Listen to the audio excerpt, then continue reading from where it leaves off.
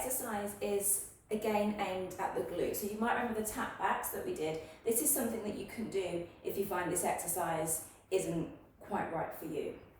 And this exercise is something that requires us to come down to the floor in an all fours position.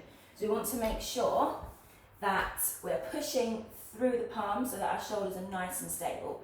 Knees are under hips, as you can see here. What we often see is people take the knees back, which makes life actually a bit harder. And you often find that people take their hands forward, which then means that the shoulder is not stacked on top of the wrist and is therefore less stable. So again, much like the tap backs that we did a couple of clips ago, we don't want the lower back to move or arch. We want to keep that nice and still with a good core connection. These are called donkey kicks. So what we're doing is we're flexing the heel. So we're aiming to raise the roof with our heel. Of course we won't reach, because if we did, we'd have super long legs and our lower back would move. So we're pushing up to the ceiling and down. Notice how my knee is not coming down to the floor and I'm not swinging and my lower back's not changing shape. Everything's still.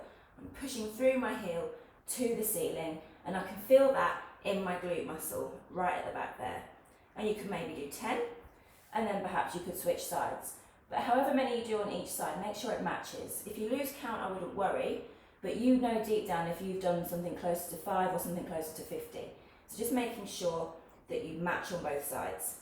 Another good point to note is that when the leg comes up, quite often our hips can come off piece. It's quite difficult to show you this. Let's try from the front here. So if you come here, you can notice how my body is no longer square. We want to keep the shoulders square and the hips nice and square as well. So when we're lifting the leg, we don't want the hips to come with us, it's just the leg.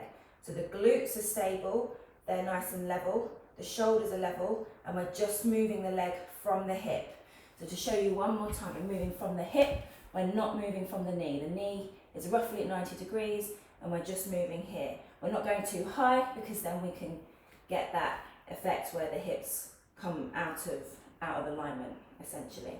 So I'm going to keep them nice and lined up, pushing through those palms, squeezing the glutes, and breathing naturally for that one. Thank you.